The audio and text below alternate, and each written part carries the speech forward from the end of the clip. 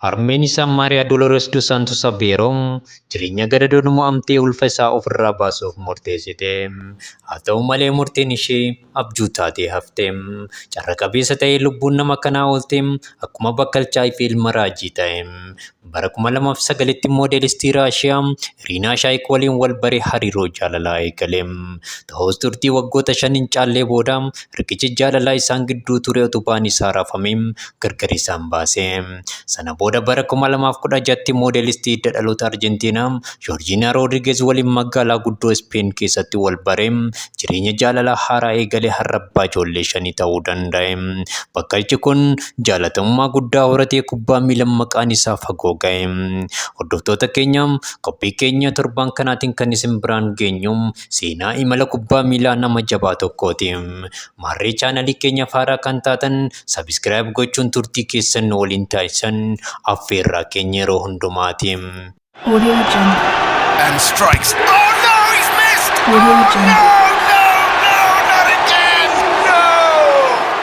Gurraandhala 5 bara 1985 Funjaal Madiiraa Poorchugaal keessatti maatii harka qalleeyyii irraa dhalate. Seenaa kubbaa miilaa keessatti milkii guddoo gonfate.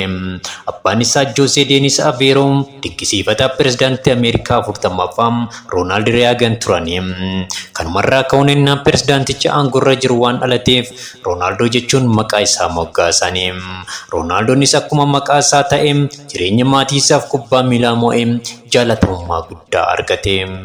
Yeroo maqaan isaa ka'u taphataa collee Arjentiinaa Leo Andres Meesitu sammuu jaalattoota kubbaa miilaa keessatti dhufa.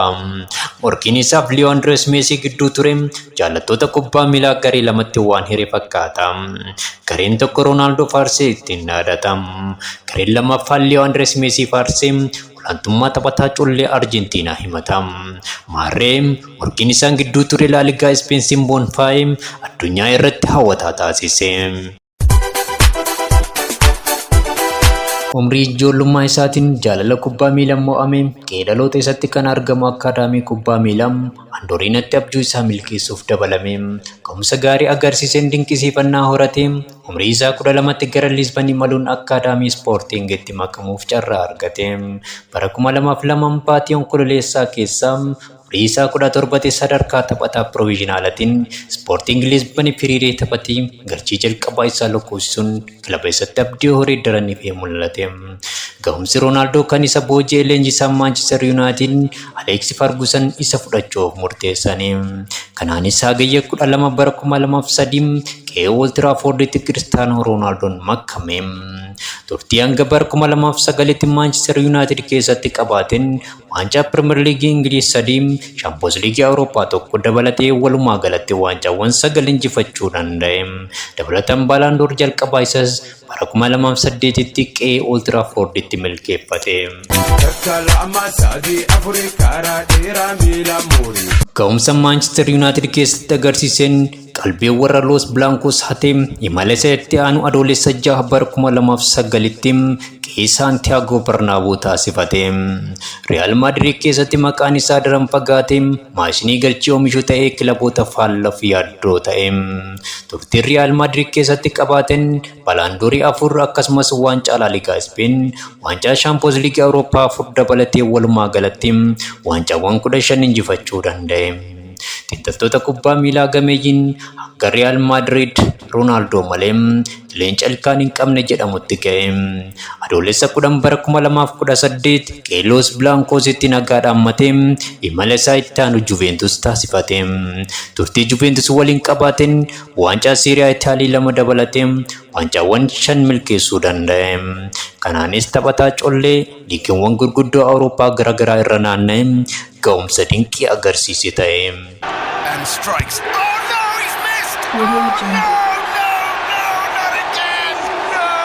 Marroo lammeessuuf gara qe'ee Old Trafford deebi'ee turtii waggoota 2 hin caalle keessatti Maanchister Yuunaayitidin gargar ba'ee amajjii bara 2023 fuula isaa gara ardii Eeshiyaa naanneffate. Imala isaa marroo kanaan kilabii Saawud Arabiyaa Al Naasir taasifate. Kanaanis taphataa kubbaa miilaa addunyaa mindaan olaanaan kafalamuuf ta'e karra taphattoota Awurooppaaf saaqe. Shaampiyoons Kaappii kilaboota Awurooppaa yeroo jalqabaaf kilaba isaa Al Naasir waliin milkeessuu danda'e. Injifatan Ballon d'Or marroo shanii Cristiano Ronaldo dos Santos Aveiro imala isaa sadarkaa provisionaalummaatiin kilaboota garaagaraa kanneen akka Sporting Lisbon, Manchester United, Real Madrid, Juventus akkasumas Al Nassriif taphatee guddoo leellifame. Bara 2016 waancaa shaampiyoonii Awurooppaa, bara 2019 waancaa Nations League Awurooppaa biyya isaa Portugal waliin injifachuun goota biyyaa jedhamuun daran maqaan isaa leellifame. Seenaa kubbaa miilaa keessatti taphoota 1200 ol taphachuun walumaa galatti galcheewwan 900 ol lakkoofsisee galmee taphattoota milkaa addunyaa irratti galchee olaanaa lakkoofsisuun dursa qabate.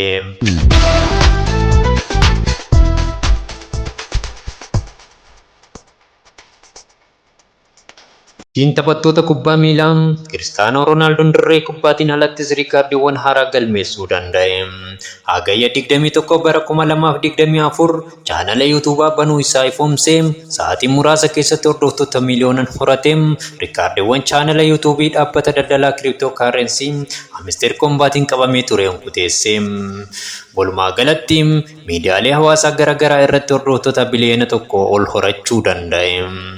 Hordoftoota keenya qophii keenya har'aa keessatti seenaa imala kubbaa miilaa Cristiano Ronaldo dos Santos Aveiro bu'uura godhachuun kan isin biraan gahaa turre kanumaan goolabuuf dirqamna.